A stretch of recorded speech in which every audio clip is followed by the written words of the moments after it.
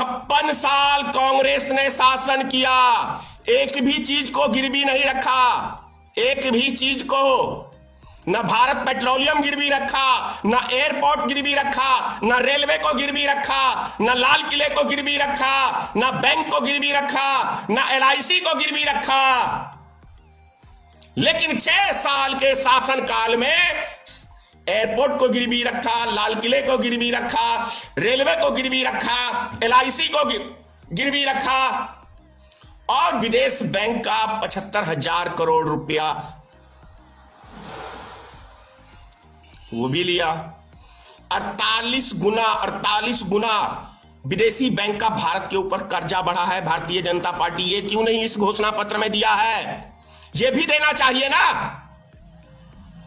आखिर डॉलर के मुकाबले रुपया कितना हमारा कमजोर हुआ है इस 6 साल के अंदर।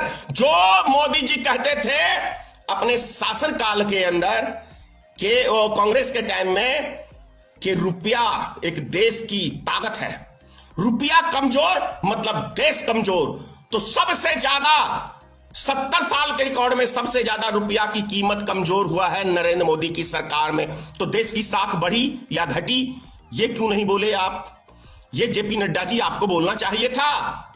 देश, एक बात याद कर लो, आज कहोगे तो स्टाम्प पेपर पे मार के दे दूंगा कि जब मोदी 4 साल अभी और है, लेकिन इस 4 साल में जो भारत देश कंगला होगा या हो गया है, वो आने वाले 50 साल में भी भारत संभलेगा नहीं। खुल के कह रहा हूं, 50 साल में भी नहीं संभलेगा। क्योंकि गोबर दिमाग में भरा हो तो देश कभी नहीं चलेगा, हिंदू मुसलमान दिमाग में भरा हो तो देश कभी नहीं चलेगा, कभी नहीं चलेगा। यही देश नहीं, दुनिया के किसी भी मुल्क की बात कर रहा हूं। जिस देश के राजा के दिमाग में नफरत भरी हो, वो देश कभी तरक्की नहीं कर सकता है, चाहे वो कोई दुनिया का मुल्क हो। राजा का काम है पूरी प्रजा को, हर एक जाति धर्म के लोगों को साथ में लेके चलना, लेकिन वो नरेंद्र मोदी में गुण नहीं है।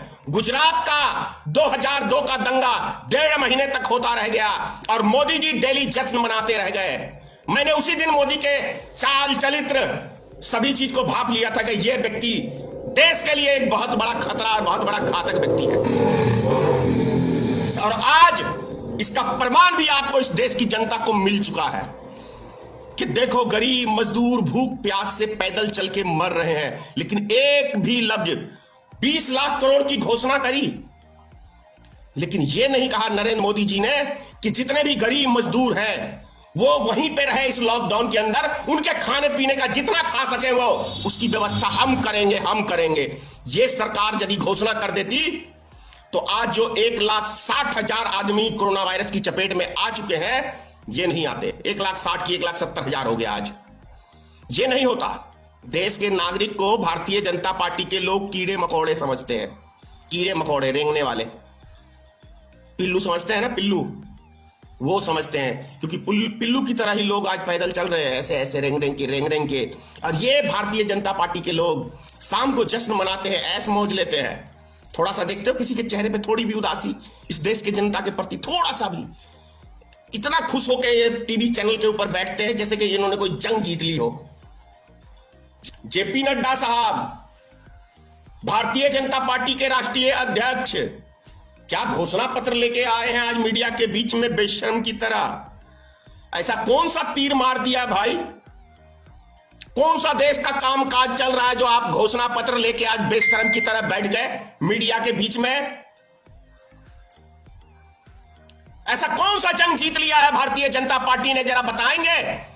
क्या गरीब मजदूरों को मार के ये जंग जीत लिया है? गरीब मजदूरों को बेरोजगार बना के जंग जीत लिया है? देश की अर्थव्यवस्था चौपट करके जंग जीत लिया है? क्या भारत डटा हुआ है? बड़ा आश्चर्य लगता है भाई इनके तो। बड़े मियां तो बड़े मियां, छोटे मियां सुभान अल्लाह, छोटे मियां सुभान अल्लाह। इनके तो राष्ट्रीय अध्यक्ष भी वैसे ही हैं। ऐसा लगता है किसी के पास कुछ है ही नहीं, जो मन में आया चले आते हैं टीवी चैनल पे आलतू फालतू की बकवास करने।